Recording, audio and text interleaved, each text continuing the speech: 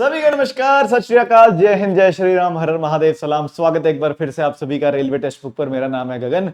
4 जून तारीख हो गई है, तो भैया कल मेरे को बड़ी खुशी हुई, भैया दिल की गहराइयों से खुशी हुई मुझे। बच्चों ने बहुत सारों ने जवाब दिए, जबकि इसको गैस करने वाला सवाल दिया था मैंने कल सवाल दिया था बच्चों को कि भैया भारत का सबसे तेज 60 मीटर कौन दौड़ा, भारत का सबसे तेज 100 मीटर कौन दौड़ा और भारत का सबसे तेज 200 मीटर कौन दौड़ा। और मुझे बड़ी खुशी हुई कि बच्चों ने गूगल किया, बच्चों ने पढ़ा, क्योंकि ये पेपर में चीजें आने वाली चीजें हैं। क्योंकि अभी 100 मीटर तो बहुत हो रहा था, लेकिन बच्चों को यह नहीं पता कि जिस लड़के ने 100 मीटर का रिकॉर्ड तोड़ा, उसने पिछले महीने ही 60 मीटर का भी रिकॉर्ड तोड़ा था। और 100 मीटर का रिकॉर्ड जिसका तोड़ा था, उसके पास 200 मीटर का भी रिकॉर्ड है। बोलो सर है, आओ मैं बताता हूं। तो भैया ये थी हमारी कल की क्लास। एक तो लाइक जरूर करा करो यार, तुम लोग लाइक नहीं करते हो। तो मैंने 3 सवाल पूछे थे। इस वक्त भारत का सबसे तेज 100 मीटर भागने वाला कौन, 200 मीटर भागने वाला कौन और 60 मीटर भागने वाला कौन। तो भैया इंटरेस्टिंग बात यह है कि 60 मीटर और 100 मीटर भागने वाले सेम है लड़का, जिसका नाम है गुरिंदर वीर सिंह। 60 मीटर दौड़ा गुरिंदर वीर ने 6.60 सेकंड में। 100 मीटर दौड़ा गुरिंदर वीर 10.09 सेकंड्स में। और इससे पहले रिकॉर्ड कितना था, 10.18 सेकंड का। किसका था वो, अनिमेश कुजूर का, जिसके पास इस वक्त 200 मीटर का रिकॉर्ड है 20.32 सेकंड का। ये पिछले साल का है, लेकिन ये दोनों बहुत ही लेटेस्ट है। और ये दोनों इसने कहां पर बनाए रिकॉर्ड, बहुत ही लेटेस्ट। मैंने जैसे आपको बोला बहुत ही लेटेस्ट दोस्तों रिकॉर्ड बने हुए हैं। तो कहां की मेरी कलम, ये कलम। तो भैया ये रिकॉर्ड इसने कहां कहां पर बनाए हैं, आओ वो भी एक्स्ट्रा तुमको पढ़ा दूं मैं। बोल जा भाई, इतनी फीलिंग लेते नहीं है। हाँ फीलिंग लेता है हमारा बोर्ड थोड़ा। तो भैया 100 मीटर इसने कहां पर भागा लड़के ने, 29वीं राष्ट्रीय फेडरेशन चैंपियनशिप हुई थी रांची में। 29th नेशनल फेडरेशन चैंपियनशिप हुई थी रांची में, वहां पर बनाया। ये वाला पहली इंडोर एथलेटिक चैंपियनशिप हुई थी इंडिया की। इंडोर एथलेटिक चैंपियनशिप कहां पर, कलिंगा स्टेडियम भुवनेश्वर में। कहां पर, कलिंगा स्टेडियम दोस्तों भुवनेश्वर उड़ीसा में। ये ध्यान रखेंगे। ये तो काफी पुराना हो गया, तो इसमें आपको याद नहीं करना पड़ेगा कि कहां पर किया, लेकिन इनमें पढ़ना पड़ेगा। तो 100 मीटर 29वीं राष्ट्रीय फेडरेशन चैंपियनशिप रांची में, और ये पहली इंडोर एथलेटिक चैंपियनशिप दोस्तों कलिंग स्टेडियम भुवनेश्वर में। आइए देखते हैं और किस किस बच्चे ने जवाब दिया। तो नो एक्सक्यूज फर्स्ट आ गया। फिर थैंक यू भाई, उदय साहू बजे। गुंजन राजपूत ने दिया जवाब, बिल्कुल ठीक है। उदय साहू ठीक है। केशव ने दिया जवाब। Preeti Kumari thank you so much. Akash Rajput, Manu ठीक है। Sheetal Thakur, Himadri Banik, BC Suman thank you so much भाई, बर्थडे जो विश कर रहे हैं Prabir Biswas, Dheeraj Sana, Rakhi Prajapati, Devika Mondal, VSS Swapan, Lovely Kumari, Vishal Kataria, Kishore Jat Bagadia, Sadia vlogs, Aditya Srivastava, Sadia vlogs फिर से, गिरीश पटेल। 19 रेलवे जोन है कह रहा लड़का, ठीक है। अनन्या मजुमदार, लताशा भद्र, गोलू मीना, आदित्य श्रीवास्तव व्लॉग्स, संतन सोनोवाल ठीक है जी, प्रतीक पाटेकर, इंडियन गोकू, अर्नब सेन, पोरापू यशवंत, मनीष, सुवोस्क, शुभम, इशिता, प्रवीण, मुस्कान, एसएससी चेयरमैन, अरे सर राजेश, अजीत, सूजू बागमोड़े, प्राजक्ता, हे शॉर्ट्स, आशीष, सिंघा, रंगीत, अनुज और कोमल, सीडीटी भगत सिंह चौधरी। तो भैया इन बच्चों को बहुत बहुत धन्यवाद। और भाई मैं बोलता हूं बच्चों को, ये छोटे छोटे सवाल ना आपके फ्यूचर में बड़े काम आते हैं। क्योंकि पेपर में कई बार क्या होता है, मैंने देखा है, क्योंकि बच्चों के साथ मैं ऐसे करता रहता हूं, एग्जैक्ट सवाल पड़ जाता है पेपर में, बच्चा वही कहता है कि सर वैसे हमने पढ़ा नहीं था, लेकिन वैसे हमने रिवाइज नहीं किया था, लेकिन होता ना घर वाले कहते हैं कि लिखी हुई चीज याद रहती है, तो वो वाला हिसाब। तो चलिए शुरू करते हैं दोस्तों आज की बेहतरीन सी क्लास को। इसकी जो पीडीएफ है आपको एक ही टेलीग्राम चैनल है दोस्तों, गगन सर रेलवेज, वहां पर मिल जाएगी। आइए शुरू करते हैं। चलिए, 24वें annual music city track carnival America में 4 मिनट से कम समय में 1 मील की दौड़ पूरी करने वाला पहला भारतीय कौन बन गया। कितना होता है 1 मील, 1609 किलोमीटर के लगभग होता है 1 मील। तो भैया बताइए, पहला भारतीय 1 मील के अंडर। 5 सेकंड दूंगा जवाब देने को। जो नया बच्चा है उसे बता दूं, इन एमसीक्यू को हम पिछली क्लास में थ्योरी में कर चुके हैं।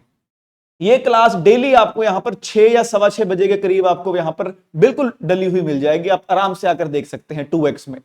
बच्चों को मैंने तभी वीडियो बनाई, ऐसे वीडियोज में डालना शुरू किया ताकि बच्चा आए आराम से 2x में देखे, अपना टाइम भी बचाए, पढ़ाई भी करे।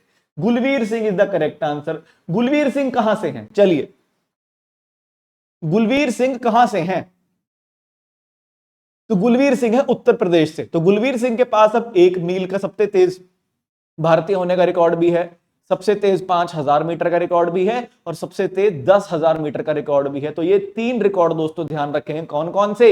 1 मील सबसे तेज, 5000 मीटर सबसे तेज और 10,000 मीटर सबसे तेज। उत्तर प्रदेश का लड़का गुलवीर सिंह फौजी है भैया। नेक्स्ट आइए, और तभी कर सकता है ना।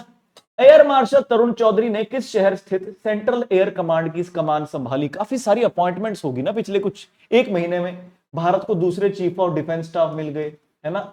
भारत को 27वें नेवी के चीफ मिल गए, नेवी चीफ। भारत को 48वें नेवी के उप चीफ मिल गए, वाइस चीफ।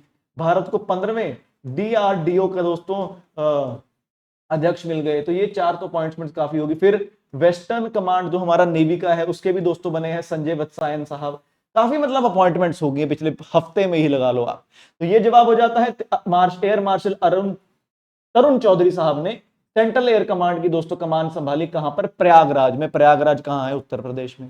चलिए नेक्स्ट, भारतीय वायुसेना के कुल कितने कमांड हैं? चलिए, इंडियन एयरफोर्स के टोटल कितने कमांड्स हैं? आइए, तो भैया ध्यान रखेंगे, टोटल है 7 कमांड। 7 में से दोस्तों 5 हैं, कौन सी? 5 हैं ऑपरेशनल कमांड और 2 हैं फंक्शनल कमांड। नेक्स्ट, गंभीर उल्लंघनों के कारण जून 2026 में आईसीसी ने किस देश के क्रिकेट बोर्ड की सदस्यता निलंबित कर दी? चलिए, किस देश की सदस्यता को निलंबित कर दिया आईसीसी ने, अंतरराष्ट्रीय क्रिकेट काउंसिल ने? चलिए, तो भैया ये निलंबित किया है कनाडा को।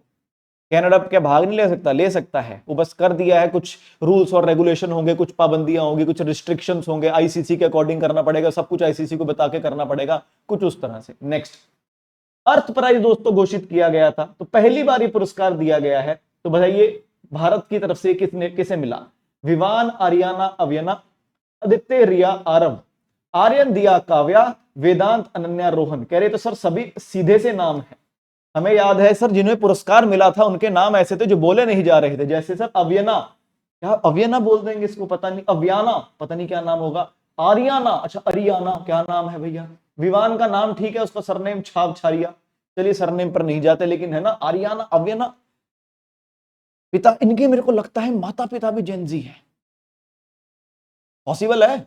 जेनजी कौन होते हैं? साल 2000 के बाद पैदा हुए, लेकिन तब इतने बड़े तो हुए नहीं होंगे। बट एनीवे छोड़िए ऐसी बातों को। जवाब है विवान आर्याना और अव्यना, इन तीनों को दोस्तों पहला द अर्थ पुरस्कार दिया गया है।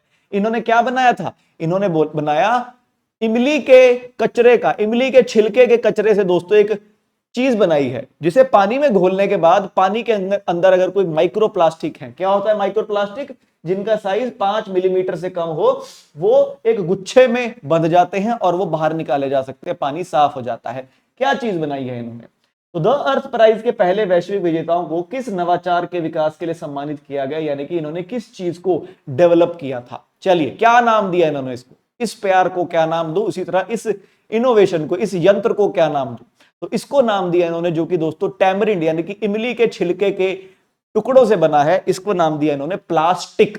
यानी कि प्लास्टिक, स्टिक मतलब चिपक जाना, तो बड़ा नाम से खेले हैं प्लास्टिक। और इसके लिए दोस्तों कितना रुपया मिला है इन तीनों को? हाउ मच मनी इन तीनों को? तो भैया इसके लिए मिले हैं $12,500 इन तीनों को। ध्यान रखेंगे, विवान आर्याना और अव्यना ने बनाया है ये। आइए, ये जैसे मैंने बताया आपको इमली के बीज का छिलका। चलिए नेक्स्ट, हाँ जी, पीएम सूर्य घर उत्कृष्ट पुरस्कार 2026 के लिए किस राज्य का चयन किया गया? तो दोस्तों जो पीएम सूर्य घर मुफ्त बिजली योजना है उसके तहत 3 कैटेगरीज में टॉप किया था। कौन सी थी 3 कैटेगरीज? सबसे ज्यादा एप्लीकेशन, सबसे ज्यादा इंस्टॉलेशन और सबसे ज्यादा इंस्पेक्शन। इन तीनों कैटेगरी में टॉप किया है दोस्तों उड़ीसा ने। तो दोस्तों इसके लिए उड़ीसा को प्रधानमंत्री सूर्य घर एक्सीलेंस पुरस्कार के साथ दोस्तों, यानी कि उत्कृष्ट पुरस्कार के साथ, कि भैया मोहन मेरे भाई मेरे दोस्त मजा आ गया। मोहन कौन? मोहन चरण मांझी, मुख्यमंत्री Odisha. Next I, Arjun Erigaisi FIDE की शीर्ष 10 रैंकिंग में किस स्थान पर पहुंचे? तो दोस्तों जून 2026 की रैंकिंग लॉन्च हुई है और इस रैंकिंग में इकलौते भारतीय हैं दोस्तों जो टॉप 10 में है। विश्वनाथन आनंद मल्टीपल टाइम्स दोस्तों भारत के विश्व चैंपियन रह चुके, 13वें नंबर पर हैं। इस वक्त विश्व के चैंपियन दोस्तों डी गुकेश वो 19वें नंबर पर है और अर्जुन अरगैसी दोस्तों 8वें स्थान पर है। कहां से है अर्जुन? बच्चे कई बार मुझे बोलते हैं कि सर सवाल पढ़ने सवाल पढ़ने दीजिए कीजिए, और मैं बोलता हूं कि भैया पीडीएफ 7 बजे के 8 बजे के करीब आपको टेलीग्राम पर मिल जाती है, वहां पर खुद ही पढ़ लिया करो। फिर अगर क्लास में आए हो तो भाई को मौका तो दो सर, भाई को मौका तो दो सेवा का। तो मैं बता तो दी, इतनी बड़ी कहानी क्यों पढ़नी है? मैंने बनाया ना सवाल, कौन कहां से है वो, बस इतना सवाल था। Telangana is the correct answer, ध्यान रखेंगे। ये रहे मिस्टर अर्जुन। अच्छा, सिर्फ दो, कल मैंने आपको बताई थी, विश्वनाथन आनंद और अर्जुन अरगैसी ही इकलौते दो हैं जिन्होंने 2800 एलो पॉइंट भारत की तरफ से क्रॉस किए हुए हैं। इसके अलावा किसी ने 2800 एलो पॉइंट क्रॉस नहीं किए। इस वक्त की रैंकिंग में सिर्फ एक आदमी ने दोस्तों 2800 एलो पॉइंट क्रॉस किए हैं, जो कि नंबर 1 पर है। वो लौंडा है नॉर्वे का। नॉर्वे का कौन है? Magnus Carlsen.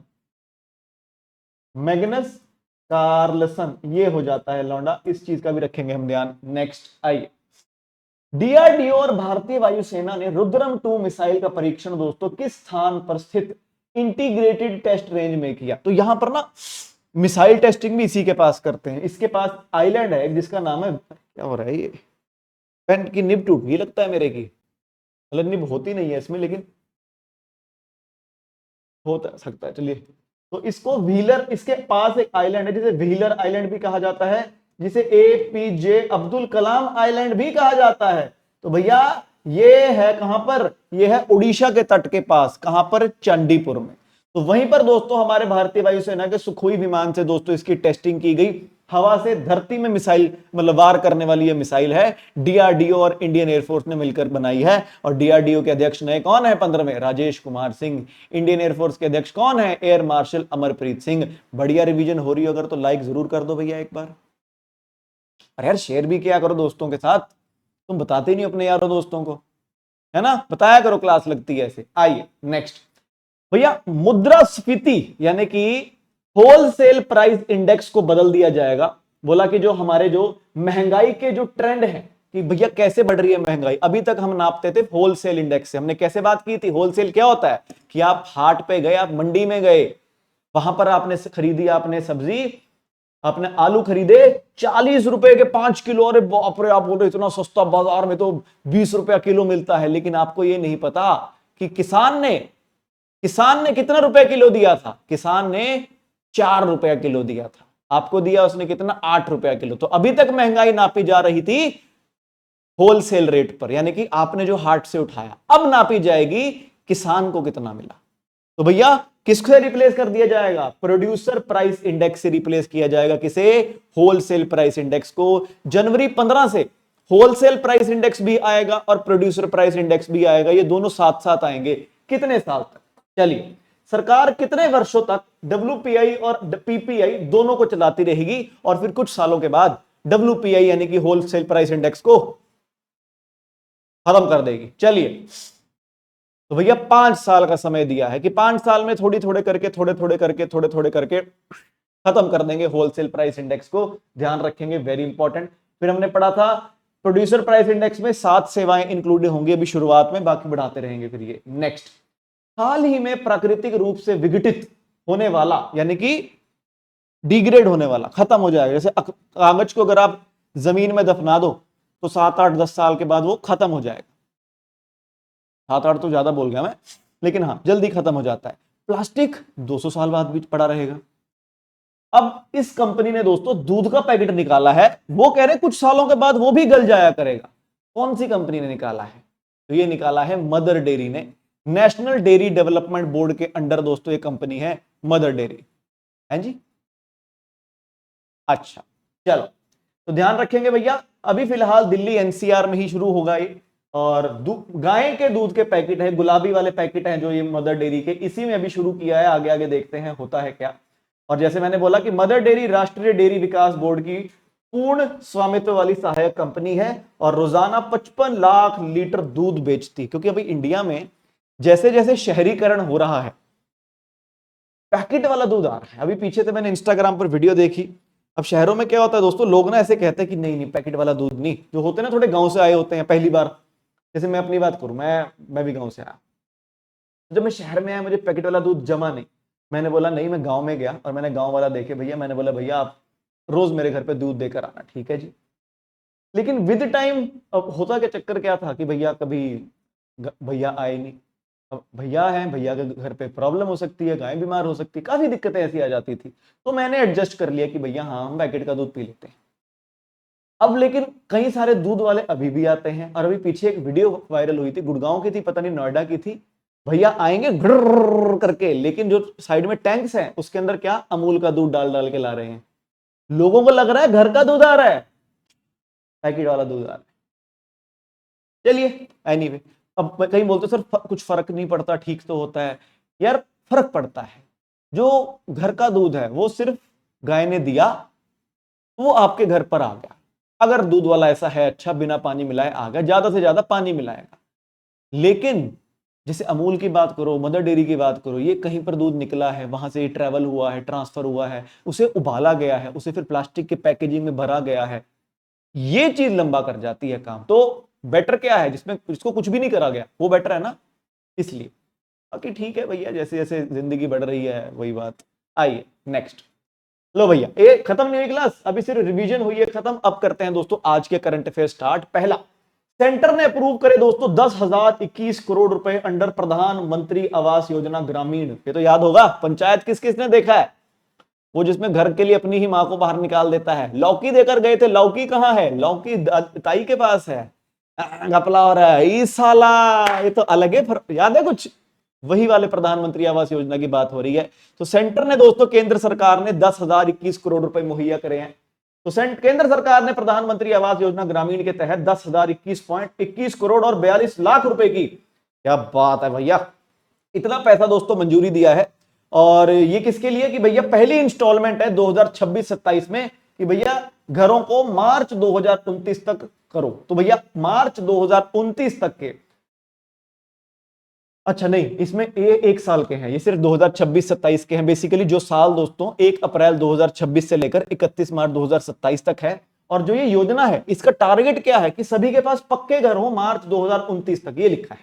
तो भैया यह आवंटन ग्रामीण आवास योजना के तहत वित्तीय वर्ष 26-27 के लिए पहली किश्त है, जिसका लक्ष्य मार्च 29 तक सभी के लिए आवास से जुड़ा है। कि भैया पक्का घर, कच्चा नहीं, पक्का घर मिलेगा, सरकार बना के देगी, ऐसा लिखा हुआ भी मिलेगा आपको। आइए, तो भैया 10,021 करोड़ कह रहे 12 स्टेट्स के लिए किया है, असम, छत्तीसगढ़, याद नहीं करनी कौन सी स्टेट्स होती हैं, गुजरात, हरियाणा, हिमाचल, झारखंड, कर्नाटक, केरल, पंजाब, राजस्थान, तमिलनाडु और उत्तर प्रदेश। इसके अलावा 11,121 करोड़ रुपए पहले ही सैंक्शन कर दिए गए थे। अच्छा क्या बात है भैया, वित्तीय वर्ष 26-27 के लिए पहले ही 11,121 करोड़ रुपए अतिरिक्त स्वीकृत किए जा चुके हैं। अच्छा स्वीकृत किए जा चुके हैं, तभी यहां पर क्या है 10,021 करोड़ रिलीज कर दिए हैं। सेकंड इंस्टॉलमेंट तैयार है 11,121 करोड़ रुपए की। तो भैया ध्यान रखेंगे, प्रधानमंत्री आवास योजना ग्रामीण की यहां पर बात हो रही है। तो भैया टारगेट क्या है कि भैया पूरे भारत के 4,95,00,000 गांव के घर वो पक्के होने चाहिए। अप्रूवल मिल चुका है कह रहे 3,91,00,000 घरों का, और 3,05,00,000 घर तो बन भी चुके हैं, मई 2026 तक का डेटा है। तो टारगेट है इतने का, अप्रूवल मिल गया है उतनों को, और बन चुके हैं इतने। बोला कि 26-27 के लिए आवास लक्ष्य पिछले वर्ष के लक्ष्य से 3 गुना अधिक है। क्या बात है भैया, पक्के घर बनाने सरकार ने बोला है। आइए, मीशो, ये तो लड़कियां जानती होंगी काफी सारी, है ना। तो मीशो ने दोस्तों बीएसई के साथ दोस्तों टाई अप किया है, लॉन्च किया है प्रोजेक्ट शिखर, एमएसएमई को कैपिटल मार्केट का एक्सेस देने के लिए। यानी कि एमएसएमई कौन होती है, छोटी कंपनी जो होती है, माइक्रो स्मॉल और मीडियम एंटरप्राइज, कि वो भी पैसा उठाएं, बड़ा करें अपने आप को। आओ पढ़ते हैं इसके बाद, ठीक है। तो मीशो ने प्रोजेक्ट शिखर लॉन्च करने के लिए बीएसई यानी कि बॉम्बे स्टॉक एक्सचेंज के साथ साझेदारी की है। यह पहल एमएसएमई, हिंदी में सूक्ष्म लघु और मध्यम उद्यमों और डिजिटल फर्स्ट व्यवसायों को पूंजी बाजार तक पहुंचाने में मदद करने के लिए डिजाइन किया गया है। कि पैसे उठाओ और तुम बड़े हो यार, माइक्रो से मीडियम पे आओ, है ना, मतलब स्मॉल से माइक्रो से स्मॉल पर आओ, स्मॉल से मीडियम पर आओ, मीडियम से और बड़े हो जाओ। बोला इस कार्यक्रम का उद्देश्य निजी स्वामित्व वाले उद्यमों से सार्वजनिक रूप से सूचीबद्ध कंपनियों तक की यात्रा में उच्च प्रदर्शन करने वाले ई कॉमर्स विक्रेताओं का समर्थन करना है। बाई गॉड, इस प्रोग्राम का लक्ष्य क्या है कि भैया जो high performing e com sellers हैं, अब जैसे कि मैं मान लीजिए घर पे कुछ मैं अचार बनाता हूं, मान लो फॉर एग्जांपल मेरा अचार मतलब मोदी जी भी फैन, मोदी जी भी मंगवाते हैं अमेजोन से, तो मैं अभी छोटा क्यों हूं? मेरे को बोलेंगे तुमको हम पैसा देते हैं, तुम बड़े हो, तुम अपनी स्टोर खोल दो। ऐसा कि भैया उनकी जर्नी है कि ताकि प्राइवेटली ओन्ड एंटरप्राइज से पब्लिक लिस्ट कंपनी हो जाए, यानी कि तुम अचार बनाते बनाते स्टॉक मार्केट तक पहुंच जाओ। बहुत बड़ा लक्ष्य ले लिया इन्होंने, लेकिन बड़ी अच्छी सोच है। कोई भी कंपनी जो पैदा हुई है उसका एंड टारगेट क्या होता है? पब्लिक जाना। पब्लिक जाने का मतलब क्या होता है कि भैया स्टॉक्स आएंगे उसके, कि वो शेयर मार्केट पर लिस्ट होगी, लोग उसके भी शेयर खरीदा करेंगे, इसे कहा जाता है पब्लिक होना। तो कोई भी कंपनी है उसका टारगेट यही होता है, कोई भी स्टार्टअप आएगा उसका टारगेट यही होता है, कोई भी आप काम धंधा शुरू करोगे इन दी एंड टारगेट एक ही होता है कि भैया मेरा नाम भी वहां स्टॉक मार्केट पर। तो मीशो ने बॉम्बे स्टॉक एक्सचेंज के साथ ही टाई अप किया कि ये जो एमएसएमई है इनकी हम मदद करेंगे। अरे बोलो हाँ या ना? भैया जिन्होंने आज लाइक नहीं की ना उसको पाप लगेगा, पाप, घनघोर पाप लगेगा। तो एक बार लाइक जरूर कर दो वीडियो को, देखो श्राप बोल, बुरा लगता है टीचर का। मजाक कर रहा है, मजा आ रहा हो ना तो अपने दिल से लाइक कर दिया करो, बस भूल जाते हैं कई बार बच्चे, मेरे को वही बोलते हैं। आई चंडीगढ़ यूनिवर्सिटी दोस्तों, इस बार खेलो इंडिया यूनिवर्सिटी गेम्स जीती है चंडीगढ़ यूनिवर्सिटी, राजस्थान में हुई थी और चंडीगढ़ यूनिवर्सिटी जीती है। चंडीगढ़ यूनिवर्सिटी कहां, बड़ा कॉमेडी है, पंजाब यूनिवर्सिटी कहां है? चंडीगढ़ में। चंडीगढ़ यूनिवर्सिटी कहां है? पंजाब में। तो इसके मैस्कॉट कौन थे? खम्मा और घड़ी। तो जैसे नमस्ते बोलते हैं, सत श्री अकाल बोलते हैं, आदाब बोलते हैं, राजस्थान में बोलते हैं खम्मा घड़ी। तो भैया चंडीगढ़ यूनिवर्सिटी पहली भारतीय प्राइवेट यूनिवर्सिटी बन गई है जिसने इंडिया एआई डेटा लैब बनाया है इंटेल इंडिया के साथ दोस्तों साझेदारी में। तो ये देख सकते हैं आप, India AI data lab Chandigarh university के साथ मिलकर किसने लगाया है? इंटेल वालों ने लगाया है। आपने अगर लैपटॉप कंप्यूटर देखे हैं तो उनपे इंटेल लिखा हुआ मिलता है। आजकल तो एक AMD राइजन भी लिखा हुआ मिलता है, लेकिन ज्यादातर इंटेल लिखा हुआ मिलता है। चिप बनाते हैं वो i5, i3, i7, i11 वो। आओ, तो भैया चंडीगढ़ विश्वविद्यालय ने इंटेल इंडिया के सहयोग से इंडिया एआई डेटा लैब का उद्घाटन किया ताकि छात्रों को आर्टिफिशियल इंटेलिजेंस, डेटा साइंस और उभरती प्रौद्योगिकियों में, यानी कि जो फ्यूचर में दोस्तों और नई टेक्नोलॉजीज आ रही हैं, ठीक है, उनको उससे लैस करके उनकी रोजगार क्षमता में सुधार किया जा सके। अब देखो पुराना टाइम नहीं रहा, 10 साल पहले होता था आपने बीटेक कंप्यूटर साइंस की, आपको कोडिंग आती है, C++ वगैरह, पाइथन आता है, तो आपकी नौकरी लग जाती थी। अब नहीं, अब आपको सी आता है, साथ वाले को भी सी आता है। एक्स्ट्रा क्या सीखा है तुमने? जी हमको एआई करना आता है, हमको मतलब जो भी फैंसी कोई चीज होगी आजकल जो भी चल रही है मार्केट में, हमको वो आता है। क्योंकि नौकरी वाला क्या चाहता है कि यार अगर मैं लौंडा या लौंडिया कोई लेकर आ रहा हूं तो बेहतरीन हो ना, हो मजा आ जाएगी यार, सब आता है उसको, वो चीज है। अब जैसे मैं अपनी बात करूं, मैं एआई का बहुत इस्तेमाल करता हूं। तो मैंने क्या किया, अब आप मेरी क्लास के अगर एमसीक्यू कभी कोशिश करेंगे, ध्यान देंगे, तो मैंने क्या किया, अपने एआई को एसएससी, बैंक, रेलवे, स्टेट के एग्जाम्स के बहुत सारे क्वेश्चन पेपर फीड किए और उसके बाद उसे बोला कि इनको पढ़। उसने 10-15 मिनट लिया, उसने पढ़ा, और अब जितना भी उसको मैं डेटा देता हूं वो उन 4-5 जो मैंने एग्जाम्स दिए थे, 4-5 एग्जाम्स के 100 से 150 पेपर गए हैं, उनके बिहाफ पर वो लाकर कि यार इसमें ऐसा सवाल आया था, इसमें ऐसा आया था, इसमें ऐसा आया था, वो चारों पांचों बता देता कि एसएससी ऐसा पूछता, बैंक ऐसा पूछता, रेलवे ऐसा पूछता, स्टेट ऐसा पूछता। तो ऐसे स्टेट कौन था, मैं पंजाब स्टेट को पढ़ाता हूँ, 9:30 मेरी क्लास होती है पंजाब टेक्स्ट बुक पे। तो वैसे तो आपके लिए मैं लेकर आता हूं एसएससी रेलवे स्टैंडर्ड का, उनके लिए लेकर जाता हूं पंजाब स्टैंडर्ड का। तो एआई का काम क्या है कि भैया और बेहतरीन कैसे कर सके हम चीजों को। अभी आप याद करो, जब मैंने आपको कल आईपीएल कराया, क्या बढ़िया फोटो नहीं थी? एक फोटो के अंदर सब कुछ था, वो क्या है? एआई। अब मेरे और साथ वाले टीचर में फर्क क्या रहेगा कि यार इसने बंदे ने क्या खूबसूरत सा वो बना दिया, इसने नहीं बना, वो होता है।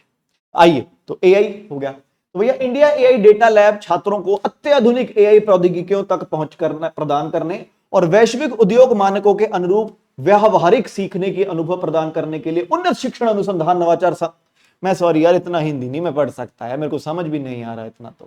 तो इंडिया एआई डेटा लैब क्या करेगा कि भैया एक हब होगा। वो हब क्या होगा? बच्चे वहां पर आया करेंगे, एडवांस लर्निंग, फ्यूचर में क्या हो सकता है, रिसर्च करेंगे, इनोवेशन नया क्या बनाएंगे, फैकल्टी डेवलपमेंट जो मैं अभी बात कर रहा था, स्टूडेंट के प्रोजेक्ट हो गए, कॉम्पिटिशंस हो गए, और इंडस्ट्री कोलैबोरेशन, ताकि बच्चे हैं जो वो ग्लोबल इंडस्ट्री स्टैंडर्ड से लैस हो। ऐसा ना हो ना कि भैया बैचलर इंजीनियरिंग हमारे यहां का करा हुआ लौंडा अमेरिका के बैचलर इंजीनियरिंग करने वाले से कम हो। है कम, कोई इसमें दो राय नहीं है, लेकिन यही चीज की जा रही है कि यार वहां पर ना इन चीजों का एक्सेस बहुत ज्यादा है। जैसे बड़ी अच्छी बात है, चौधरी चरण सिंह यूनिवर्सिटी है दोस्तों मेरठ में, तो इन्होंने दोस्तों गूगल के साथ टाई अप किया है।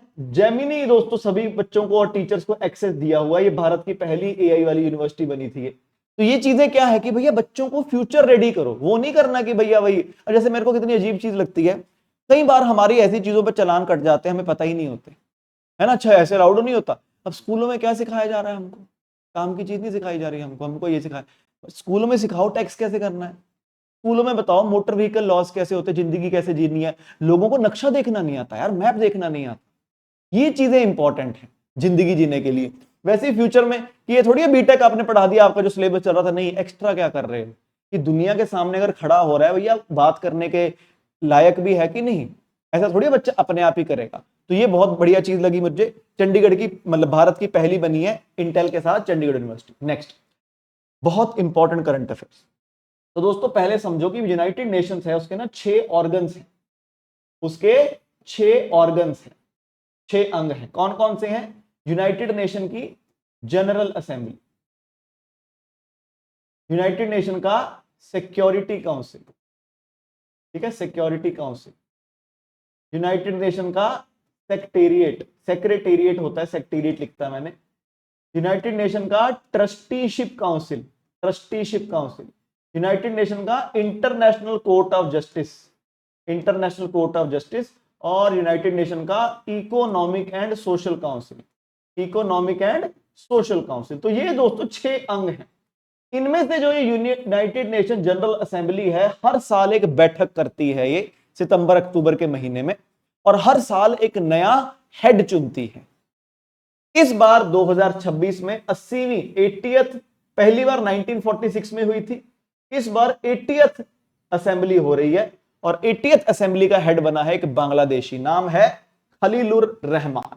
तो भैया खलीलुर रहमान को यूएनजीए यानी कि यूनाइटेड नेशन जनरल असेंबली के 81वें, माफ कीजिए मैंने 80 कह दिया, 81वीं है असेंबली, तो 81वें अध्यक्ष के रूप में दोस्तों चुना। जो गिन भी सकते हो आप, 1946 में अगर पहली हुई तो 2026 में दोस्तों 81 ही होगी ना, क्योंकि ये 46, 47, 48, 49, 50, 5 साल, तो 81st। तो आइए, तो भैया बांग्लादेश के विदेश मंत्री खलीलुर रहमान को संयुक्त राष्ट्र महासभा के 81वें सत्र के लिए संयुक्त राष्ट्र मुख्यालय न्यूयॉर्क में महासभा हॉल में अध्यक्ष चुना गया है। बताइए, उन्होंने डाले गए उन 190 वोटों में से 99 वोट हासिल किए, और साइप्रस का है कोई एंड्रियास एस काकोरिस, उसको हराया, जिसे 91 वोट मिले। तो ध्यान रखेंगे दोस्तों, बहुत भयंकर, बहुत बढ़िया दोस्तों वोटों से दोस्तों जीत हासिल हुई है खलीलुर रहमान की। कुछ लोगों ने वोट भी नहीं दिया, देखो तो 99 मिले खलीलुर को, 91 मिले उसको, 9 और 1 10, 9 और 9, अच्छा एग्जैक्ट 190 वोट्स थे क्या? हाँ, अच्छा पूरे पूरे वोट्स मिले, ठीक है, ठीक, माफ कीजिए। तो ये हो गया। अब बड़ी हैरानी की बात बताऊं, आज तक सिर्फ एक बार ही किसी भारतीय को अध्यक्षता का मौका मिला है, सिर्फ एक बार। बताओ मेरे को ऑप्शन में भैया किसको मिला है? तो वो मिला है जवाहरलाल नेहरू जी की सिस्टर को, विजय लक्ष्मी पंडित, 1953 में। पढ़ते हैं, आइए।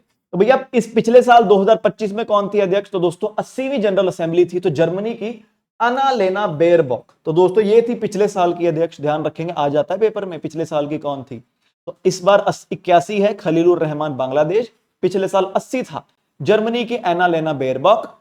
और पहली बार 1946 में जब हुआ तो बेल्जियम के पॉल हेनरी स्पार्क। तो प्रथम संयुक्त राष्ट्र महासभा के अध्यक्ष 1946 में बेल्जियम के पॉल हेनरी स्पार्क थे।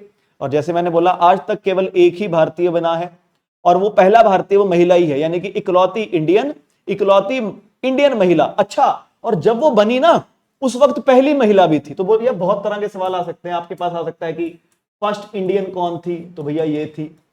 फर्स्ट इंडियन वुमेन कौन थी? तो भैया ये थी। और फर्स्ट वुमेन कौन थी? ये 3 सवाल आपके पास बन सकते हैं यहां से। इन तीनों का जवाब हो जाएगा विजय लक्ष्मी पंडित। तो भैया संयुक्त राष्ट्र महासभा की 8वीं अध्यक्ष थी 1953 में विजय लक्ष्मी पंडित। ये थी हमारे पहले प्रधानमंत्री, प्रथम प्रधानमंत्री भारत के जवाहरलाल नेहरू जी की सगी बहन। लग रही है शक्ल थोड़ी सी उनकी, मतलब मेरे से नहीं, जवाहरलाल नेहरू से मिल रही है ना। चलिए, पोप आपको पता है, पोप दोस्तों वेटिकन सिटी, दुनिया का सबसे छोटा देश, वहां पर पोप की सीट है, क्रिश्चियंस सभी मानते हैं।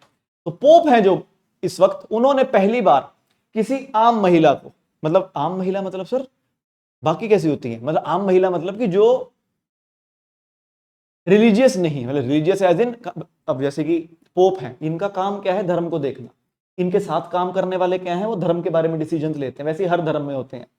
हिंदू में हम करें बात करें तो मंदिर के ट्रस्ट वाले हो गए, पुजारी हो गए, और जो कर्मचारी हो गए, मुस्लिम्स में भी, सिखों में भी जैसे गुरुद्वारे में काम करने वाले, उस तरह से क्रिश्चियंस में भी।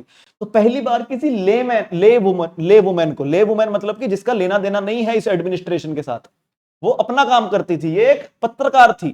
तो पहली बार पोप ने पहली एक ले वुमेन, नाम है मारिया मोंस्टेराट अल्वाराडो, को वेटिकन के एक डिपार्टमेंट में दोस्तों ऐड किया गया है। वेटिकन क्या है, वेटिकन सिटी, दुनिया का सबसे छोटा देश। हिंदी में गलत लिख दिया संत पापा ने। वेटिकन विभाग में पहली महिला मारिया मोंटेसेराट अल्वाराडो को नियुक्त किया है। तो आप पढ़ते हैं, तो भैया पोप लियो द 14th, इन्होंने अपॉइंट किया है मारिया को। पूरा नाम याद नहीं रखना, तुमने कौन से रिश्ता भेजना है, नहीं करेगी शादी। तो मारिया को दोस्तों बनाया है क्या, प्रीफेक्ट बनाया है dicastery for communication of the Holy See. तो भैया ये है कि डिकास्ट्री फॉर कम्युनिकेशन। अब पहले समझो भला क्या है डिकास्ट्री फॉर कम्युनिकेशन। तो 2015 में स्थापित किया गया डिकास्ट्री फॉर कम्युनिकेशन। ये डिपार्टमेंट है वेटिकन सिटी वालों का। ये क्या देखता है, ये मीडिया को देखता है। आजकल का समय दोस्तों मीडिया का है। तो ये जो डिपार्टमेंट है डिकास्ट्री फॉर कम्युनिकेशन, इसको आप डिपार्टमेंट मान लो। आप डिकास्ट्री मतलब डिपार्टमेंट मान लो। तो भैया ये क्या देखता है, जितने भी मीडिया ऑपरेशन हो रहे हैं, प्रेस मीडिया आ रही है, जो भी ऑनलाइन चीजें जाएगी वेटिकन सिटी की, वो सब कुछ देखता है ये डिपार्टमेंट फॉर कम्युनिकेशन। तो पोप 14th ने, पोप लियो 14th ने मारिया को बनाया है दोस्तों डिकास्ट्री फॉर कम्युनिकेशन, यानी कि डिपार्टमेंट ऑफ कम्युनिकेशन का अध्यक्ष। तो ये दोस्तों पहली ले वुमेन बन गई है जो कोई डिकास्ट्री को लीड कर रही है, यानी कि किसी डिपार्टमेंट को लीड कर रही है वेटिकन सिटी के। कब से लीड करेगी, 1 नवंबर से। फिर से बता दूं, मारिया है जो, मारिया पहली बार दोस्तों, मेक्सिको की है मारिया, पहली आम महिला में बनी है जिसका लेना देना नहीं है दोस्तों वेटिकन सिटी से, उनके काम करने से, एडमिनिस्ट्रेशन से, या फिर जो भी डिसीजंस वो लेते हैं। पहली ले महिला बनी है, ले वुमेन बनी है, जिसे उनके डिपार्टमेंट ऑफ कम्युनिकेशन का अध्यक्ष बनाया है। डिपार्टमेंट ऑफ कम्युनिकेशन जैसे नाम से ही क्लियर है, मीडिया, प्रेस, सब कुछ जो भी होगा वेटिकन सिटी का, उसे देखें। तो आइए और पढ़ते हैं इनके बारे में। तो ये है, तो भैया मारिया जो है ये Mexican American Catholic media executive हैं, जो भैया मियामी में बड़ी हुई। मियामी कहां है, अमेरिका में। Paolo Ruffini was the first lay prefect of a dicastery before the appointment. मतलब कि अब जैसे वेटिकन सिटी के भी अलग अलग डिपार्टमेंट होंगे ना, तो भैया मारिया से पहले कोई ऐसे, इससे पहले भी कोई आम आदमी को ऐसे रखा है, तो बोला हाँ, पाओलो रूफिनी नाम का कोई था। कौन, पाओलो रूफिनी नाम का कोई था, उसे भी वेटिकन के किसी डिपार्टमेंट का हेड बनाया था, जो कि एक आम आदमी था। इस डिपार्टमेंट का नहीं, हमें नहीं पता, बस ऑल ओवर जितने भी डिपार्टमेंट, अब डिपार्टमेंट अलग अलग होते होंगे ना, डिपार्टमेंट मीडिया का, डिपार्टमेंट मैनेजमेंट का, डिपार्टमेंट एचआर का, वो सब ये ध्यान रखेंगे भैया मारिया। नेक्स्ट, लो भैया आज की क्लास थोड़ी सी दोस्तों छोटी, मेरा एक्चुअली दोस्तों बर्थडे है आज, मतलब जब मैं 3 जून को रिकॉर्ड कर रहा हूं, तो थोड़ा सा जाना है, तो मैं कहा आज के दिन हम थोड़ा छोटा रख सकते हैं क्लास को, नहीं तो डेली तो हमारी क्लास जाती ही है 40-45, कल तो 50 मिनट भी गई थी। करंट अफेयर हमने काफी कर लिया, आज भी बात करें अगर, क्योंकि हम स्टैटिक जीके भी काफी सारा दोस्तों साथ में कवर करते हैं, तो करंट अफेयर हमारा थोड़ा सॉर्टेड हो जाता है, कोई इश्यू नहीं रहता हमको। होमवर्क दे दो, होमवर्क होमवर्क होमवर्क लेकर जाओ। आज हम बात करेंगे भैया, आज हम बात करेंगे, किसके बारे में बात करेंगे सोचो, तो मेरे को एक्चुअली याद नहीं आ रहा। हम करेंगे बात नेशनल फिल्म अवार्ड्स, हम करेंगे बात नेशनल फिल्म अवार्ड्स। 3 सवाल आज, 3 सवाल क्या क्या भैया, बेस्ट फीचर फिल्म कौन सी रही, पहला सवाल। बेस्ट फिल्म जिसने एंटरटेनमेंट दिया हो, दूसरा सवाल। बेस्ट फिल्म जिसने वैल्यूज दी हो। तो आपको पता होना चाहिए, अगर आपने कभी नेशनल फिल्म अवार्ड पढ़ा है, तो भैया 3 अवार्ड्स दिए जाते हैं बेस्ट फिल्म के। एक तो बेस्ट फिल्म हो गया, वो बेस्ट फीचर फिल्म होगी। एक होता है बेस्ट फिल्म जिसने फैमिली एंटरटेनमेंट दी हो, और तीसरा होता है जिस फिल्म ने दोस्तों सामाजिक, एनवायरमेंटल, कल्चरल वैल्यूज दी। तो ये 3 आपका आज का होमवर्क है दोस्तों, इसको आप दोस्तों HW में लिख लीजिए, इसको आप दोस्तों लिख कर लाएंगे कमेंट सेक्शन के अंदर। बाकी क्लास कैसी लगी कमेंट में जरूर बताइएगा, और टेंशन मत लीजिएगा, आज ही क्लास छोटी है, कल हम बहुत सारे करंट अफेयर कर लेंगे। बर्थडे था आज, मैं कहा क्लास कैंसिल थोड़ी करूंगा मैं, बच्चे सुबह आएंगे, करंट अफेयर देखेंगे, मैंने कहा तो जितना कर सकता हूं कर देता हूं। सभी को नमस्कार, जय हिंद, जय भारत।